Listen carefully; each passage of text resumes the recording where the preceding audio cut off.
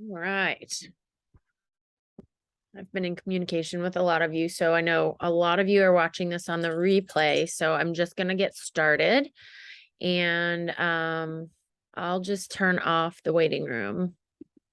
And then that way, anybody who hops on a little bit later, they can just do that while I'm still talking about what I'm going to talk about today. I have conversation after conversation about motivation, you know, what that looks like, what that means, why we don't have it, all those things, And so I was doing a little bit of thinking and research, and I wanted to go over a few things. I'm going to share my screen with you.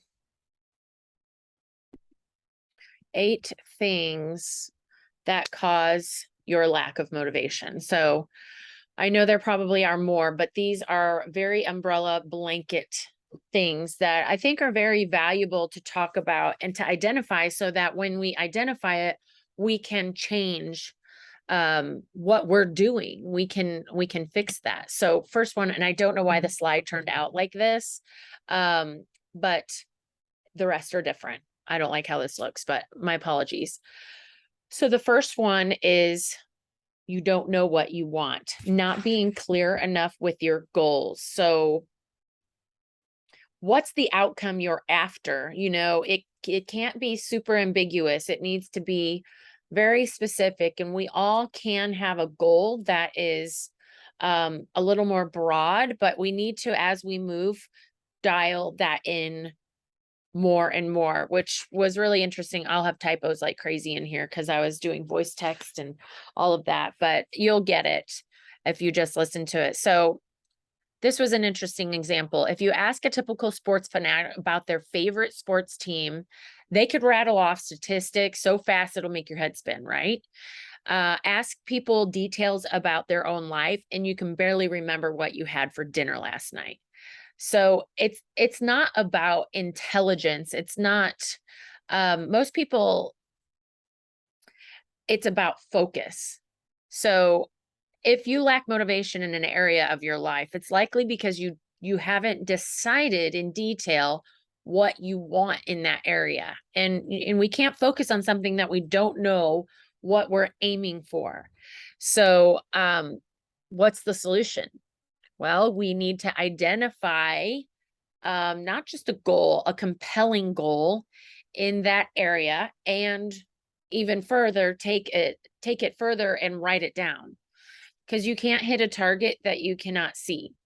So, however cheesy, corny, whatever you feel it is to write down. I used to be like, oh, that's not going to do anything. I don't know what that is going to, I have it up here. I have it in my head. That's all I needed.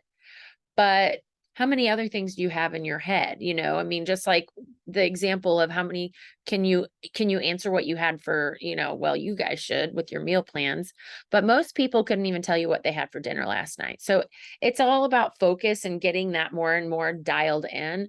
So I really encourage you guys, as you are going through your journey, write down specifically what it is that you want, like in detail. I want my love handle area to completely go away, or I want my back to look smoother and not have any creases.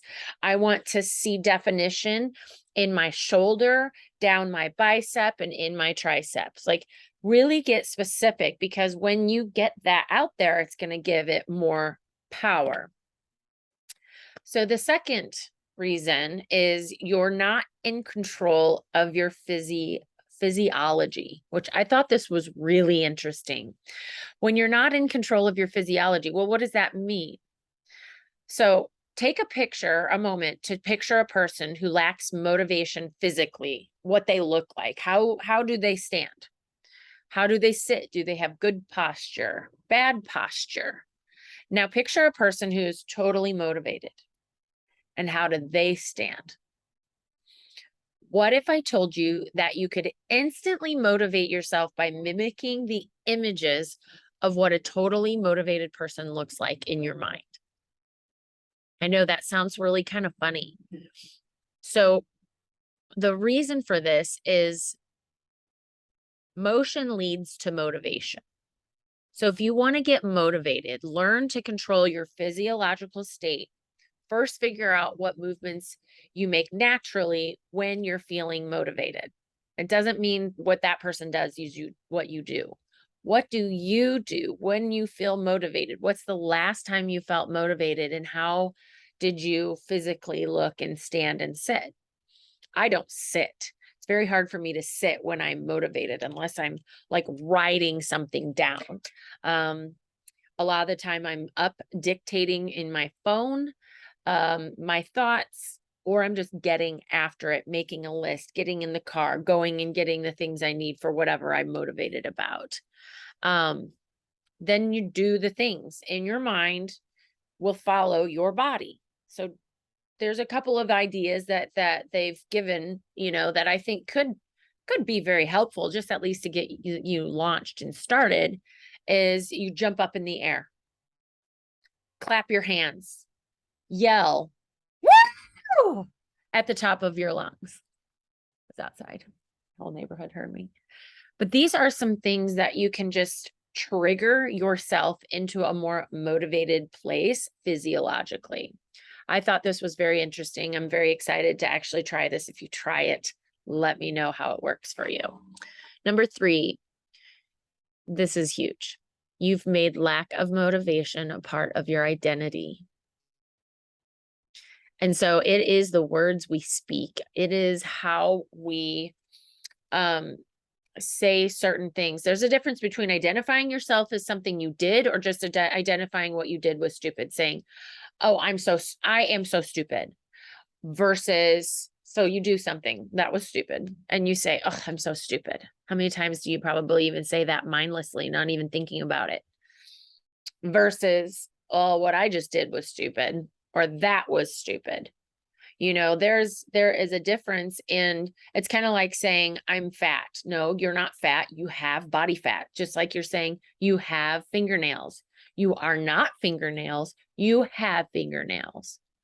So it's just like saying we are not fat. We have body fat. And those tiny little tweaks make a huge difference. So do you constantly reaffirm yourself that you are demotivated? Do you constantly tell people that you need to get motivated? If you repeat something enough, it will stick. So what is the solution? Well, we need to reverse the pattern. Just like I said, we're not saying I am fat. We say I have body fat. Make it clear that you do not identify to yourself, that you do not identify as an unmotivated person, but you instead, the type of person feels incredibly motivated on a regular basis. You equals motivated. And instead of identifying as something that we constantly beat the drum of, then we are going to completely shift that and find ways that we are motivated and keep beating the drum of that. So we need to stop identifying ourselves as a demotivated person.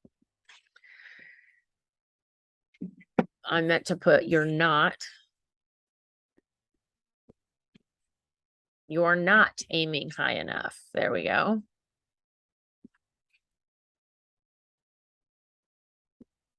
So whatever you want to accomplish, writing a book, losing weight, achieving the relationship with your significant other, it's the degree of desire that we have to accomplish those goals end up being the crucial element to achieving them. So this was interesting. It's the solution. I've never heard of this, is the 10 times rule. So hold on, let me look at something. I typed so stinking fast. I don't want to mess this one up, so give me a second. I want to make sure. Yes, here we are.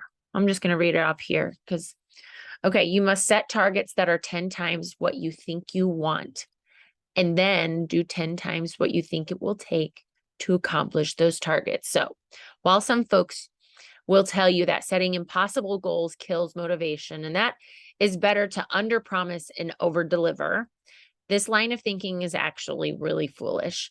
10 times targets, commonly called stretch goals, will only spur you on harder to do more and try more than you ever have before. Besides, if we fall short of achieving our 10-time level aims and ambitions, better to fall short of achieving a massive target than merely achieving a tiny one, right?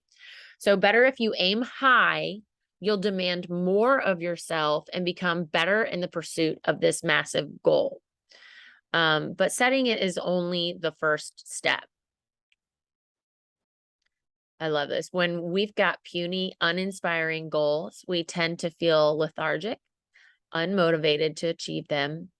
And on the flip side, when we got huge and ambitious goals, we feel empowered, invigorated to take action towards achieving them. So you have to set massive goals, take massive action, push yourself to your limits. You'll find that more action you take, the more motivated you become to continue doing even more. So an example for me is, um, I'm just going to put this in here.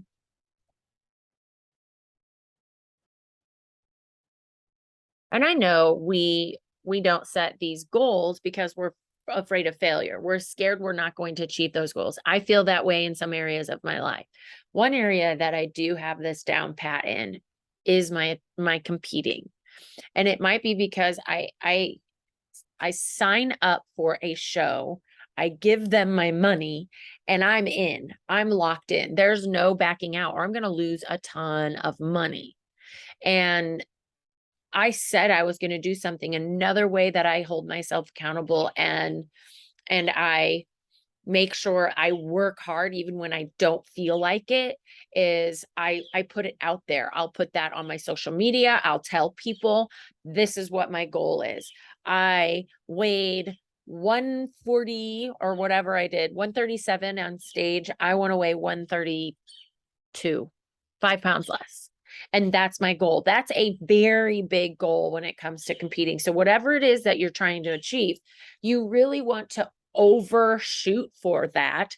And then, it is a lot better to say you fell short of a massive goal than to not be even motivated or inspired or excited or even a little scared. Like I get a little scared going to the gym, like, wow, I've got a really big workout that I'm about to try and do. I don't know if I can get through it. I don't know. So really doing that, taking that massive action and aiming very, very high, I think is also one of the reasons why we lack motivation. We just don't aim high enough. So think about that when you've got your goals and you've got what it is that you want to accomplish, whether you're in the 12-week or you're in the 60 days or whatever it may be. Really go big or go home. It's got to be big. Another thing, and I know we all have felt this, I know a lot of you are feeling this right now, is you're overwhelmed. It absolutely drains motivation big time.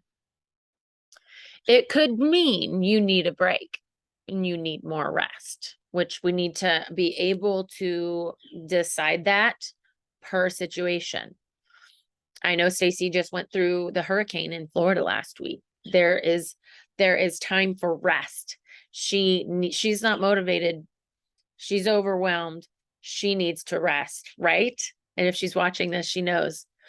And that's what she chose to do, which I'm very proud of her. That is very important. Once we get that rest, then we will become motivated again. That is not the solution for most people, though. The solution for most people is that you need more action.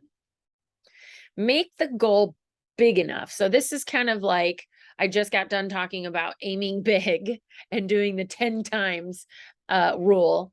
And now I'm saying make it big enough, but not too big, you get overwhelmed. So if you do that, if you take that 10 times rule really, really far and you are so overwhelmed, it's not something that you can even envision achieving. It's not something that you're like, oh yeah, if I think I could. I have to work really, really hard for that. Like there's got to be a buy-in that you can achieve it for you to be motivated to go after it and take action. So if it's not something that you can see yourself doing, little by little, you need to lower the bar until you find your sweet spot, okay? And I don't typically like to say lower the bar, but if you cannot imagine yourself achieving it, then we need to get something more realistic, but still go big, something that scares you, something realistic, but kind of scares you. And one of the biggest things that helps you do that is you need to remind yourself of your why all the time in your journaling. Every single day, write down 10 of your whys, or the one why and why that's your why. You know, my kids and my grandson are huge. And there are specific things that I do for them, not just I want to provide for them, but I want them to have this. I want them to feel this. I want us to experience this. And I get specific things that fire me up, and I journal like crazy. Jasmine says she just loves when she sees me journal, and I hope she takes that up one day. I hope she sees that is such a great tool for you to really dial in and hone in your life's goals and why you do what you do. That is just so important. I in fact did a post just the other day on my why. Because if you don't have a big enough why, you aren't going to stick to it when it gets hard and times get tough and things get overwhelming. You're just not going to stick to it. But I think it can be a motivation of any kind. It can be you want to do this for your children, you want to make them proud. I'm kind of motivated in a little bit more effed up way. I like to prove people wrong. So I like a little bit of adversity. I like a little bit of skepticism in something that I say I'm going to do, because it just motivates me that much more to be like, oh, yeah, really? You doubt me? You doubt me. How dare you doubt me? Well, then I just dig my heels in and I get so stinking stubborn. And I'm like, watch me. Not only am I going to, say, for instance, my competing, step foot on stage, but I am going to win that show. And I am going to earn my pro card. So sit back and watch the show. And that type of thing can be motivating as well. Like, I do not care what the why is. Whatever fires you up. And if what your why, I mean, it's okay if your kids are not your why. It's okay. That does not mean you don't love them. It's okay if family is not your why. It has to be personal to you. And so find that why. And then those moments where you are overwhelmed, you make a decision. Do you need to take a few steps back? Do you need to rest? Or do you need to raise the bar up a little bit? You know, there's just, and that's why I'm here. Tap into that support, have a conversation. I absolutely love that so many of you reach out to me and are like, I need to talk. I need a conversation. We need to touch base. When are you available? I love that, because that is why I'm here. That is why you paid money for this program, is so that you could move through these moments. It's not the easy times that you need help on. It's those times where you doubt yourself, you feel overwhelmed, unmotivated, lack of clarity, spinning. You know, we all get that spinning space. You know, it is good to touch, you know, when you like spin and spin and spin, and you're just so dizzy, everything is moving around you, including you, and you cannot get your bearings. What do? You reach out, you touch something that's stayed steady, that's still. That is me. Reach out and get some steadiness, get some grounding. And that's a big reason why I'm here, so that I can hold that space for you. Number 6, you are prone to procrastination. This is a big one. I know I don't have a lot of bullet points on this, but I have a lot to say about it. I procrastinate. I do. Just last night, I spent over an hour just getting the clean laundry that had been sitting in the 2 baskets in my closet for over a week that I've been pulling clean clothes out of. I finally got them hung. I got everything put away. and it feels so good. In fact, when I woke up this morning to get ready to go to the gym, I was like, I walk in my closet, I'm like, there's the floor, everything is hung. And I procrastinated so much on doing that because I hated it. I hated it. I didn't know if I had enough hangers. I didn't know where I wanted to put this. Things are a little bit unorganized. I just did not want to tackle that. So I just kept kicking the can until I said, okay, this is how I'm going to do this systematically. Took the 2 laundry baskets out, put it here. I started organizing the clothes, like my t-shirts and my sweatshirts all go in a pile flat right here. Grabbed all of the empty hangers, put them right there. I got everything organized. I got all of the socks in a pile, all of the panties in a pile, my daughter's clothes, all of this organized. And then I started one by one, just putting things on a hanger and stacking them. And I grabbed the whole thing and I had clarity on how I was going to do that. One of the problems is you don't have enough clarity on what to do next.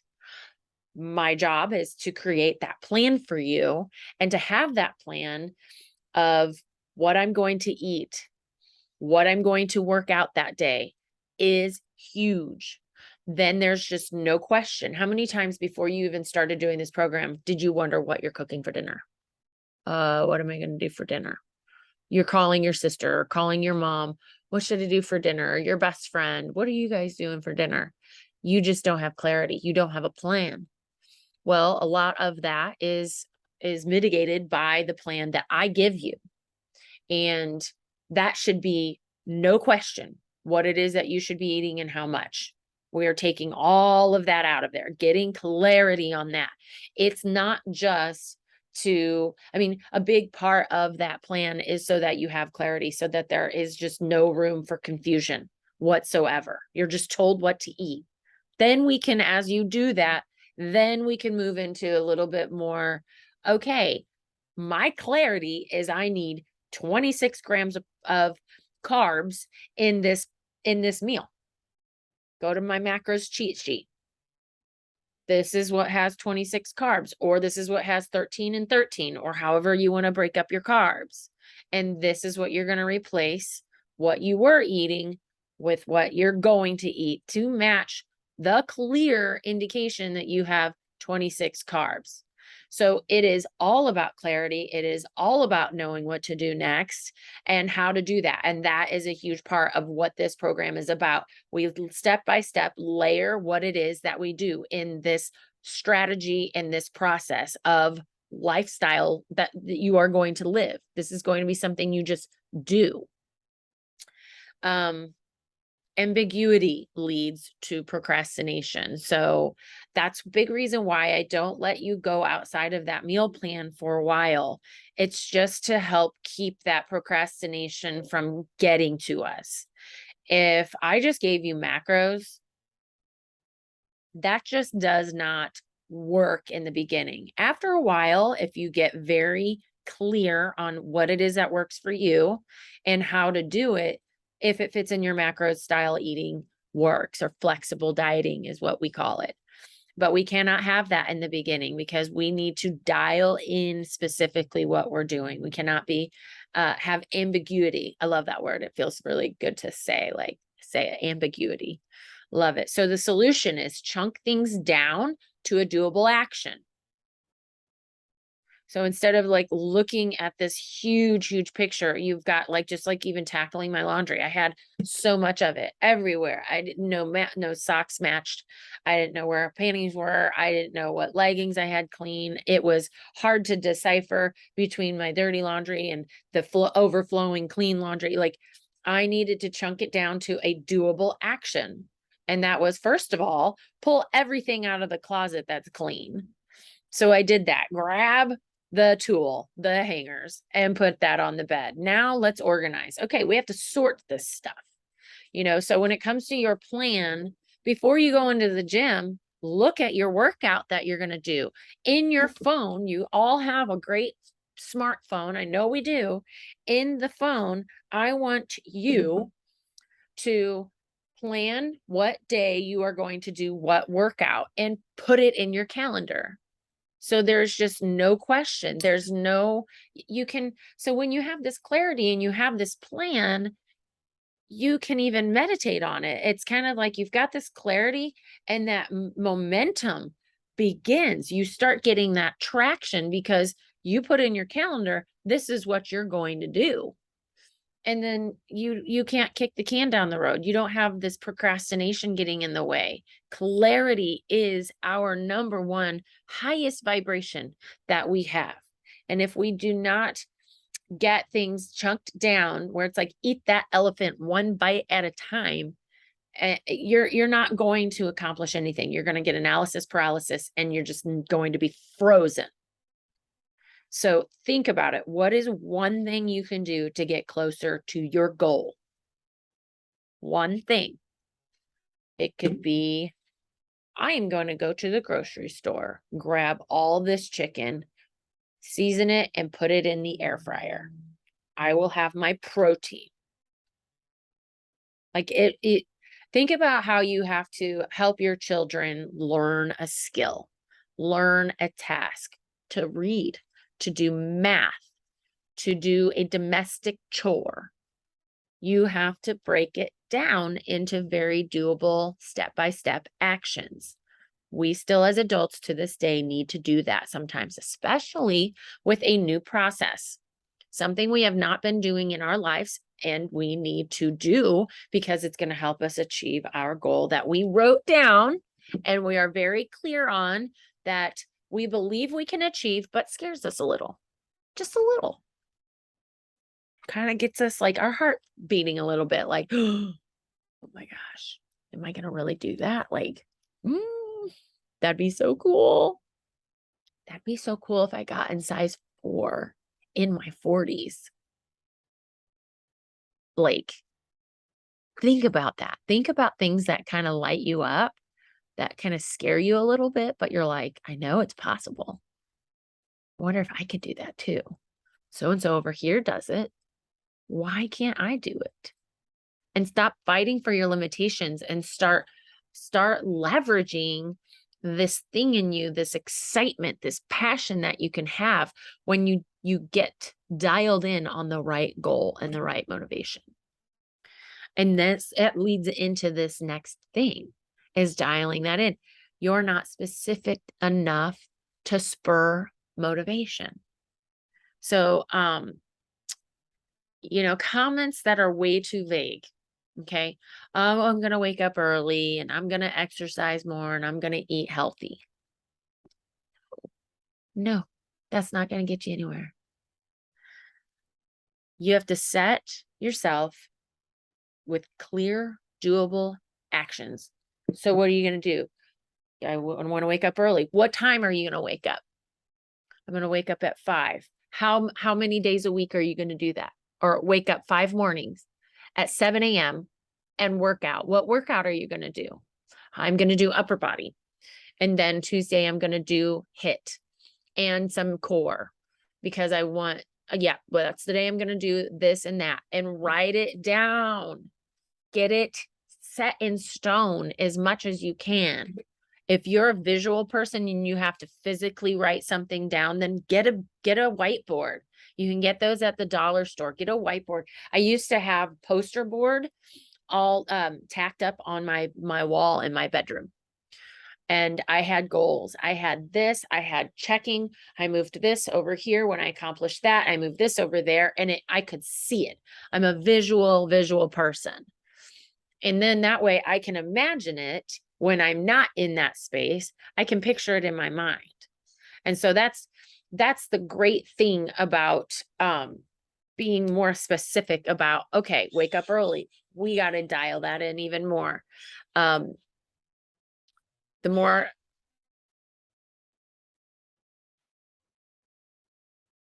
I don't know what that means. I'm going to go to here. I dictated that. This was a great, oh my gosh, those birds. Okay. So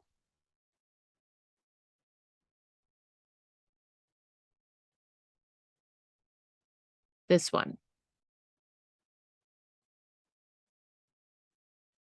Yeah, here we go. Solution. So give your brain a specific and actionable direction. Doing this will provide it with the controlled focus it needs in order to unleash the motivational energy you're looking for. So, an excellent way to drill down and get specific is to ask yourself questions. Here's a great one that you can narrow things down. As a result, spark some motivation. How will I know that I'm successful? Answer that question with something specific and measurable. So, here's a great example. For example, let's say that you want to run a marathon 6 months from today. You need to train hard in order to prepare and condition yourself for the big day, but you lack motivation to do so. So here's how you might put a specific plan together in order to spark motivation when you need it most. And even more important, sustain the motivation until marathon day. Some motivation isn't hard to come by, but to sustain it is where we struggle. How will I know that I'm successful? Well, I'll run my first marathon. This is the ultimate goal or the stretch goal. So, more specifically, this is a specific sub goal to help you achieve your stretch goal. Run 7 miles without stopping or walking. More specific, very, very specific. Is that measurable? This is the method you'll use to measure your success and your progress. I'll be able to run twice around the park without walking. So that's 7 miles, which is going to be twice around the park. So see how that's just dialing it in more and more and then getting something more measurable, twice around the park. And so like a lot of the time when I'm doing a big set in the gym, I'll do that even in the moment. I have to do a set of 20 or a set of 15. I'll break it down into 3 mini sets of 5. So it just is something that can get you from point A to point B and keep you going, right? So the more specific you make the actions and habits you need to take up, the smaller they become. And the smaller the action, the easier it is to motivate yourself to do it. So eventually those small specific steps you take on a daily basis will stack up on top of one another, which will lead to a sustained sense of motivation and accomplishment. So break it down into something that's so simple and not arguable. And you will be able to hit your goal. And this is last, but certainly not least, you guys. You're seeking motivation where you should be seeking habits. Ooh, that one's tough. How do you do habits? We had a book that we were talking about. We'd been listening to a couple of great ones. The Audacity to Be Queen. I suggest that multiple times. Listen to it. But there is a great book, much even smaller than the Audacity to Be Queen, is called Atomic Habits. It's an incredible book. It helps really break things down. It helps you understand that all of the devil is in the details, and all these little things you do throughout the day add up to end up being the big thing, the big picture. And that's the same with everything in life. All the successful people that you see, they are very, very good at the details and the tiny little things that you consistently show up to do. And then they equal up to this eventual goal this massive goal that you hit. So you have a cue, something in your environment that sets off a habit, whether it be your alarm. I know a lot of people have even had a hard time getting out of bed because of just constant fatigue. And so they would have a specific alarm, or they would set their alarm across the room. That would be their cue to where they had to get out of bed to go get it. Okay, well, now you're out of bed. You need to set an action to take in response to the cue. It's a routine. It's something you do just day in and day out. And then your reward, it's the result or feeling. Feeling is a reward, that sense of accomplishment, the fact that you did it. Every single time I go into the gym and I did something I didn't want to do, which is 9 times out of 10, the reward is how great I feel and how proud I am for doing it regardless. And I I'm constantly driving that home with my boys because they're teenagers. Let's face it. Like if us as adults who are a lot more responsible and understand that these things reap a lot of benefit and we struggle with it, kids, especially teenagers, they are very moment to moment creatures and they don't look past the end of their own damn nose. So for a teen to even say, the last thing I want to do is go into the gym and do this thing. And they say, so let's go. And they go in there and they're dragging ass and they don't feel the pump and they don't feel that endorphin hit like they usually do. They're just going through the motions, which is okay. That is okay. There is this thing called muscle memory, and it is not about being the strongest in the gym all the time or just going and crushing that workout. It is simply you showed up. I know it's not sexy, it's not fancy, it's not complicated, and it's not elaborate. You showed up and you did the thing. And you did as many things as you could. And it may not have been what you planned to do in there. Maybe you shifted gears and you decided, okay, not doing legs today. I'm going to do all the accessory muscles, abs, bis, tris, calves, maybe even some glutes. And you go in there and you do that. You showed up and you were adaptable. When we talk about that a lot in this program, you must be adaptable. But that underlying that cue leads to then your response or your routine, which then leads to your reward, the feeling of pride and sense of accomplishment. Not to mention, you will get those results. So this is 5 steps. Identify the habit, whatever that might be, every day after I walk the dogs. Or it could be every day after I take the kids to school, I come home and I get my pre-workout, I drink that, and I go to the basement. This is just totally like making the situation up. And I start stretching and I do whatever workout that I had planned to do in my phone. And I do it. And that is something you do every single day. The most successful people, the physiques that are just phenomenal, and it does not matter their age or how many kids they have or all of the details that we get caught up in, they create a habit, and it just is so. It feels weird to not go to the gym. It feels weird to not prep and eat your prepped meals. So identify your cue. What is that cue going to be when you come home, when you take the kids to school, whatever that cue is? It literally can be as little as you come home, you walk through the door, you set your keys in the bowl, and you walk that way. I'm a person of habit as well. I just get into this routine. I set my whole first meal's ingredients up in this cupboard, and it's like the spice cupboard, but I have all kinds of things in it just so that I set myself up for success for this one meal. And it's just something that I have my thing on my counter. I get my egg whites, everything else, my oats, my baking powder, my measuring tools, my chia seed is all right there. And I'm turn it on. My waffle iron is heating up. It's the first thing I do to plug in. So plug in that, get that heated, go get my egg whites, come back, get the egg whites measured out, get the chia seed, get the oats, get the baking powder, and it's all in there. I put all of my dirty spoons in the same container so that when I'm ready to wash, I just take the thing over to, this is how specific we get and how I could do it with my eyes closed kind of thing. That's what you've got to create for yourself.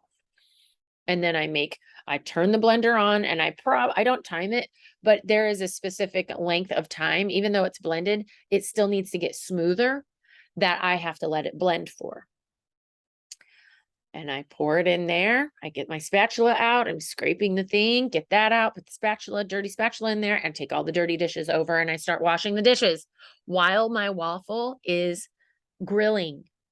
And by the time I get done with my dishes, I walk over and grab my plate, and then I go to the waffle maker and it's done. And I open that up.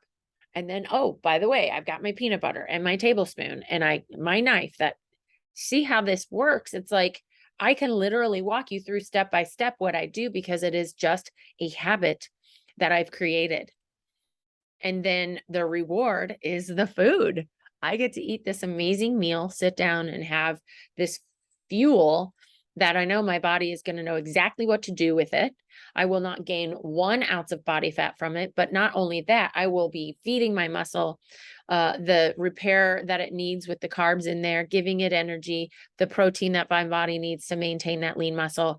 All of these things, I know this is the why behind what I'm doing. I know the purpose, and it makes what I'm doing that much better because I just know.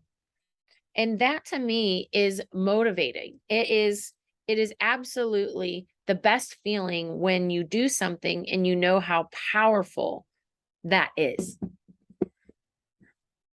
You execute the routine, write it down, and make it happen. That is how simple this is. We tend to overcomplicate things. We tend to make things probably because we don't want to face the fact that it is so simple that a trained monkey could do it. And I say that with all due respect. I'm putting myself in that category. Okay? A trained monkey literally could do the things that it requires you to do to get fit. It's this. It's this up here. It's our thoughts and our lack of clarity and our lack of action. We need to take massive action when we have this big goal. So, how do we blend all of these tools and principles together? Well, we get a plan. We got that. You have that. However, you need to work that plan, print it out, write it out. I oftentimes, when I get a plan from my coach, because of the way it comes, I will get a blank piece of paper and I will write it out. People who really mean business and in accomplishing their goal, they know themselves well enough that they take the appropriate action that they know works best for them. I had a client who went through the 12-week program and she'd put in her phone, in her calendar, what each meal was, what time she was going to eat it. And then in the notes of that, she put the ingredients. She knew exactly what she was doing. She knew how she operated. She knew that if she scheduled that, she would execute that every single day. Or she would forget because she had running a business, had a full-time job, had a spouse. She does crazy social, like she's the most social person that I know. So she always had a birthday party, always had a celebration to go to. So she really had to be organized, and busy people usually get things done better than not busy people. So you've got your plan, execute it however you need to, get it organized however you need. That is not for me to know what is for you. If you need to explore what that is, you've got to be that dedicated and that willing to do whatever works for you, and then just do it. It's simple. It's not easy because we get in our way and we stand in our way and we come up with all of these excuses and we fight for our limitations all the time. We make excuses after excuse after excuse with kids and spouse and job and all of these circumstances. And ultimately I was having a conversation with someone who finally just got it and was like, I had to be ready. And then when I was ready, there were some changes I had to make in my lifestyle. She would get up in the morning and make her husband breakfast every single morning. And that was really the time that she needed to dedicate towards herself and not making him breakfast. And there were some changes that she had to make in what she did, or she hated dirty dishes out. And she had a choice. She could go over there, get all the dishes and everything organized in the kitchen, or she could go work out. And she had to constantly make herself a priority. And you have to make yourself a priority to where you ask yourself, can that wait? And 9 times out of 10, it can wait. It is not going anywhere. That laundry can wait. Those dishes can wait. The beds don't need to be made right away. Everything can wait. An hour, it's an hour and a half of your day that is going to have massive exponential reward. But yet we come up with all kinds of reasons why we can't execute that. And it's just a bunch of excuses. It just really is. So, the people that are successful also just don't give themselves an out. And they can't, they're not going to have somebody hounding them behind them saying, come on, you've got to go make your food. You've got to go work out. You've got to do this stuff. Come on, come on. No, you have to be self-sustaining to some level. Because the only person that we are letting down, it's not that person saying, come on. It's ourselves. And how many times are you going to say, I want this thing and not go after, I have hair that's tickling me. How many times are we going to say we want this and this and that? But we do nothing towards changing what it is our actions are to achieve that goal. That's just that is the definition of insanity, is doing the same thing over and over again and expecting a different result. And we all know, if we even into our late 20s, we know that that's a bunch of bullshit, and that we can create a lot of busyness. Oh, it's so easy these days. So easy. Or we can say, what's really important right now? I'm telling you what, my why, maybe because I've had my health completely go downhill before, and I circled the drain, and I didn't have even the energy to go down to the mailbox and back. I didn't. And I had 3 boys at home that needed a mom, and I was not there for them. I could not take care of them. Their basic needs, I could not do it. Couldn't even kiss their boo-boos or hold them when they were scared or tired or just wanted a hug. I couldn't do that. And that broke my heart. And so that why, being there for them, knowing how important that was to them and that is to them, as they are now 21, 17, 15, and now 9, and now grandbaby who's 5 weeks old. I am worthy of the goals that I want to achieve, of the health and fitness that I want, even to look good. It's not even about, oh, I feel so guilty. I feel like I'm being superficial. No, you want to look good because of what that makes you feel inside. But there's so much character and things that have to happen beforehand before you get that reward, before you get those results. So don't think it's a selfish thing. If that's what motivates you, that's what motivates you. But I promise you will not be, by the time you achieve that, the last thing you are going to be is a selfish person.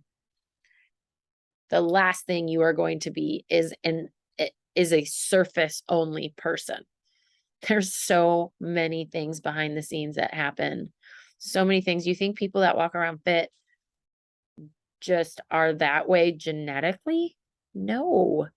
They are making those hard choices that you're faced with every single day, and they are constantly putting themselves first. And I know that that can be a challenge, and I know that that can mean, but that means I actually have to do this thing that I said I wanted to do, but I hide behind all of these things that I'm doing because I'm scared I'm going to fail. I'm scared I'm not going to achieve what it is that I want to achieve in the time frame that I want to achieve it. Well, what I say to that is you're not aiming high enough. It's not motivating you. It's not getting you excited and passionate and like, I better get on this. Like, I've got work to do, and you can do this. The fire that happens inside you when you get excited about something that you can imagine having already, and then taking those action steps towards that, that is what life is about. That is what living is, that we are here for the experience. It's not like I'll be happy when, living that I'll be happy when life is, you're going to look back and be like, wow, I should have enjoyed the journey more and the process more. And that's also a big part of this, is the process and the journey that it takes. I've learned more about myself. And I've grown more in the process of competing. The competing is so minor. It is so minor. Getting up on stage, getting all glammed up, all that stuff. That's like a lot of what you see, but it's all the stuff I got to experience and learn about myself and grow in. Growth is painful, guys. It is painful. It's not going to be comfortable ever. So just get used to that. Get comfortable with being uncomfortable. It's that I'm addicted to. It's what I became. It's so interesting how I have reconnected with my high school sweetheart. And I know I've told a lot of you about that. And I mention him every once in a while. I do keep it pretty private, but it's so amazing. We spend hours on the phone. We talk, and it's like I am the same person that he fell in love with when we were 17 and 18 years old, but I am not the same person. And what he has expressed to me is he's like, the wisdom that you have now. Of course, you don't have that wisdom when you're 17, you're a complete idiot. But the wisdom that I exude now, like an old soul, he's like, that is totally different, and has come, of course, in the course of the last 26 years of life and experiences, and the things I've been able to glean from the difficult times. These difficult times are really what make us dig deep and see what we are made of. And some of it I put there. I'm the one that signed up for those shows during a time of a very, very busy world of family and businesses and relationship and all of that. But what I discovered I was capable of was just, wow, like if I can do that, then I can do this. And then if I can do this, and I can, and it just keeps growing. You see how that works. I always say that this process is going to improve all the areas of your life because of what it requires of you to achieve just this simple, not easy, simple goal. And so the real meat and potatoes of it is your little choices that you make every single day when no one's watching and no one's behind you saying, come on, do this. You are the one that has to do that. You are the one that has to think about, why did I start this journey to begin with? And think about all those pain points. Do you want to feel the way that you're feeling? Do you want to look the way that you're looking? And not for anybody else, but for you, because you are the only thing that really matters. And so why did you start and think, if I don't change the things that I'm doing, I'm going to stay exactly where I'm at. If not, things will get worse. So you can do the heaven and hell thing and really help remind yourself of why you started this whole thing to begin with. And not only that, look at your wins. You guys, the wins are so important along the way. I have been faced so many times with an exhausted feeling of, I just did all of this all day today with all these kids and this and that, and I still have to go to the gym. My son was in baseball. That was insane. And then my other 3 children would be dragged along to every single ball field in the state of Missouri. And I did prep. And I would prep my food. That was beautiful. That was magical. I did not have to worry about that. Prepped food, took it with me, did not get tempted. Not with the concession stuff. I was never hungry. That never was a thing for me, but it was getting home late, everybody getting ready for bed, and knowing I could not get ready for bed. I had to go to the gym, and I had to do a late night session because I was busy taking care of everybody else. But I did not let myself down. And I went, and I was so grateful for it. And the time I spent in the gym of that hour and a half versus there's no way I would have even crawled in bed. It was not like I was facing crawl in bed the second or go to the gym. I probably wouldn't have gotten to bed for another hour and a half anyway. You see? So how we prioritize and choose our activities during the time that we all have the same 24 hours in a day is going to greatly dictate the outcome. And you ask yourself, is what I'm choosing to do serving me or is it working against me? And then how are you going to feel if you choose not to go do that? Are you going to beat yourself up? Are you going to have guilt? Are you going to start to spiral down mentally? So, and a big part of it is just staying in the mental game. I've had people say, well, what's one bite going to do? Well, one bite's not going to do anything. But I let that one bite happen, then I'm going to be tempted to take a second one and a third one and a fourth one.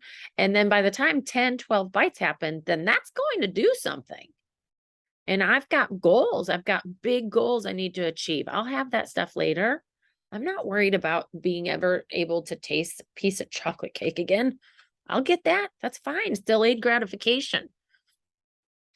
It's how I feel and how proud I am when I resist that very, very moment.